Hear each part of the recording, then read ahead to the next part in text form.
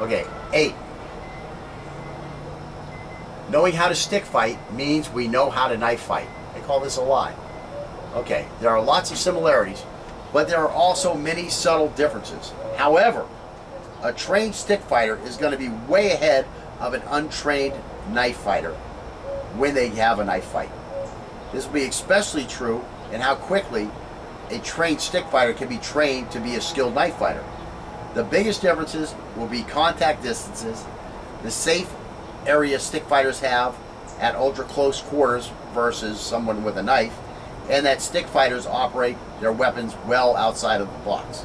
Okay, so those are the big differences. I mean, you know, usually I'm picking different targets, usually I'm attacking them in a different fashion, and usually I have a longer interval when I'm fighting the guy, and when I get in real tight, I'm safe. Those are the big differences with stick fighting and knife fighting. Okay, but in general, am I used to using a weapon in my hand? Am I used to using a weapon in my hand? Yes, I'm very used to using a weapon in my hand. Am I probably going to be effective with a weapon in my hand no matter what weapon it is? Yes, I'm probably going to be pretty effective. Versus a guy who doesn't know any. Yeah.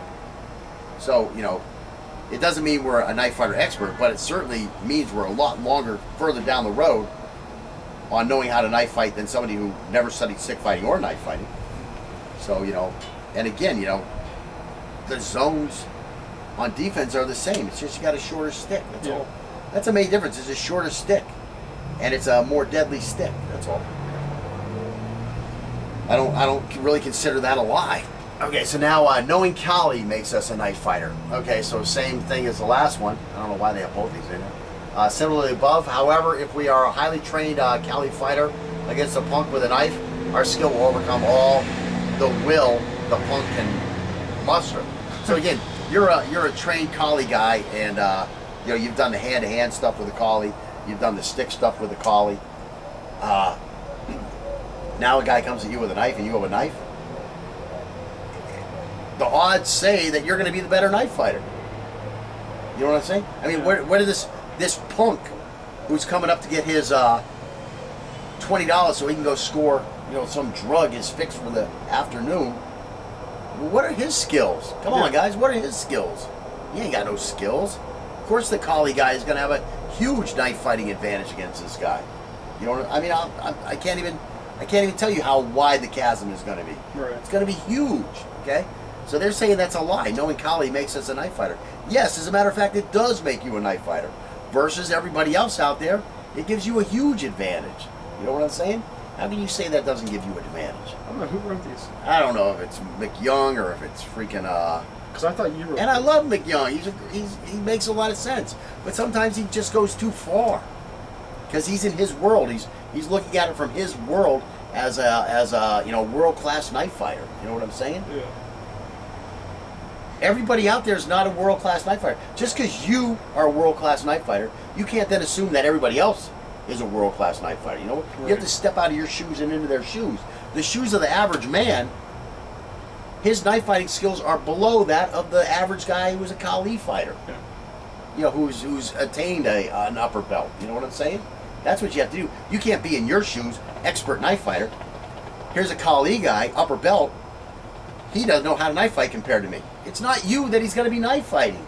You're going to avoid the freaking fight in the first place because you're Mark McYoung. You know what I'm saying?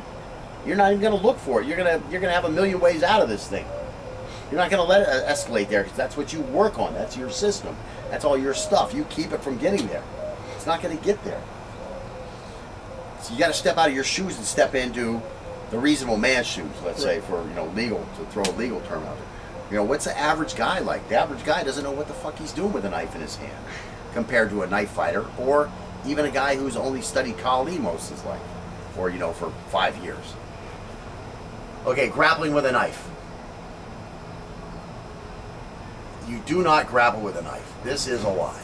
I don't know exactly what the lie is. It says grappling with a knife lie.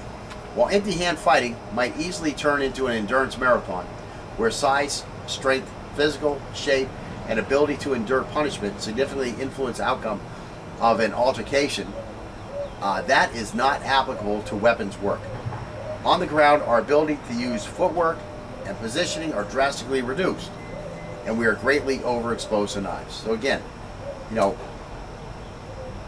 anybody who teaches you a disarm where you go to the ground, okay, is a complete effing moron who knows nothing about knife fighting. Okay, I mean, I can't say that harshly enough. I really can't say it harshly enough.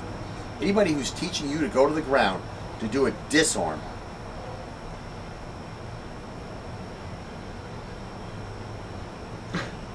I'm trying to calm down a second here.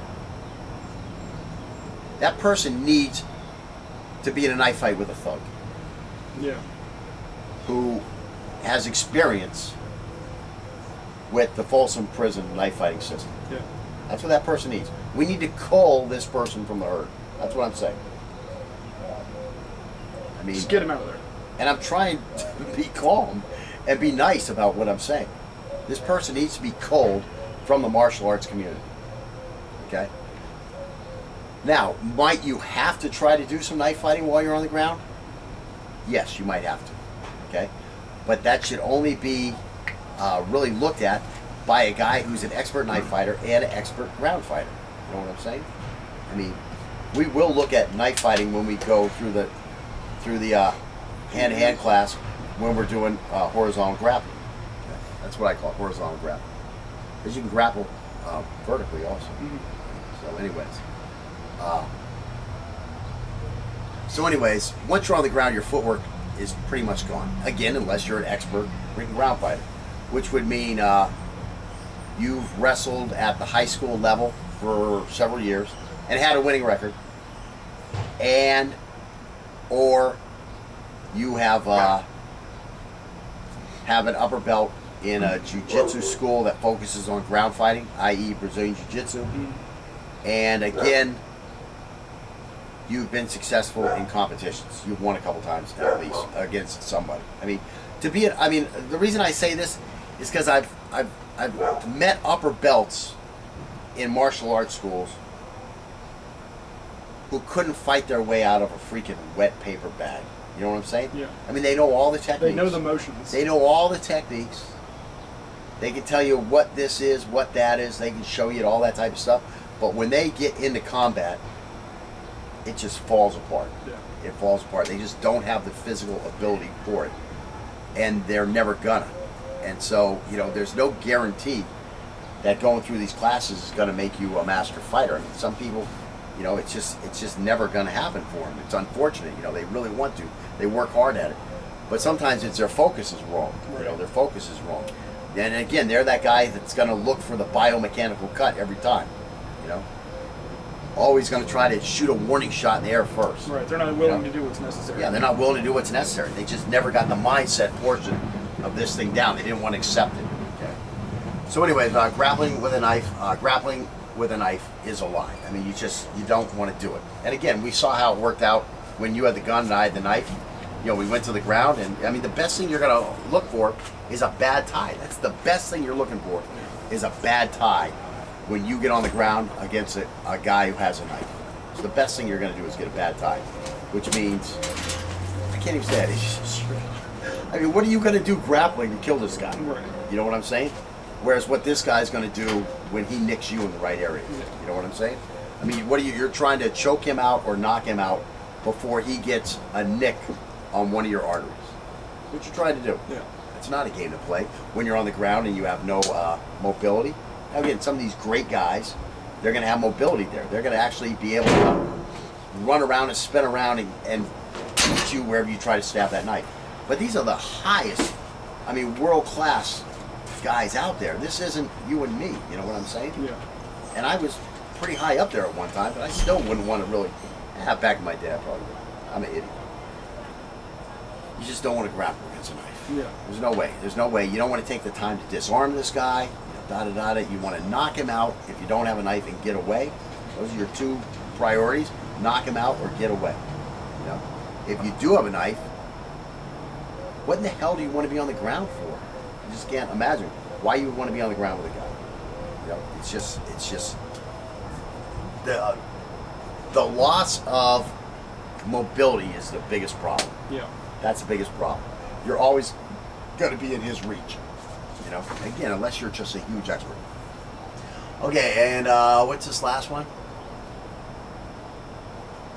Again, on the ground, our ability to use footwork and positioning are drastically reduced, and we are greatly overexposed to knives. That's the problem with grappling with a knife. Okay, and the knife is an extension of our hand. This, I just don't buy that this is a lie. Then that's what the knife is. It's an extension of our hand. Yeah. Now, it is a whole hell of a lot more dangerous than our hand? Yeah, it is. Are there certain little things we might want to do different with our hand than we would do with a knife? Yeah, there are. Aren't you supposed to treat all weapons like an extension of your body? And That's the way I look at it. It's a part of you're a weapon group, Yeah. and this just happens to be the working end Yeah. of it at that point. You know, I mean. So the knife, I say similar to line number 9. What was line number 9? That was our Kali guy. Again, yeah, it is. That's exactly what it is. It's an extension of our hand. It's a whole hell of a lot more dangerous. But other than that, I'm not buying that. It's, I don't know. What else does it say? I don't know what that lie. That's it. I think. No, I don't. Do I have more down? I don't know. Oh well, That we was have it. another. We have another lie though. Okay, so I just can't buy that. To me, it's the same thing as a Kali thing. You know how to use your hand well, and all of a sudden you put a knife in your hand. Well, you know how to use your hand well. You know, let's take a boxer with a great jab. Yeah. Okay, so you're a boxer with a great jab. Well, you know how to use your hand well. Okay. Now you have a knife in there. Well, what do you really got to do?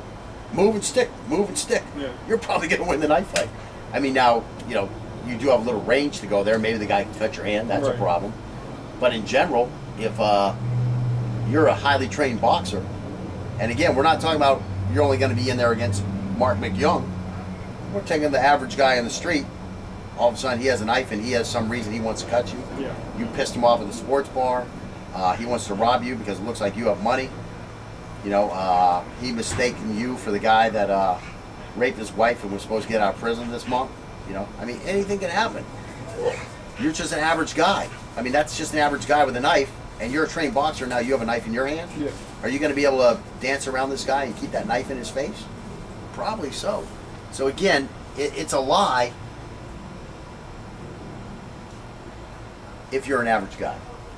The knife in your, it's still going to make you much more if you know how to use your hand. It's Yeah. just, you know, I don't know. Maybe I don't understand where they're coming from in that one there.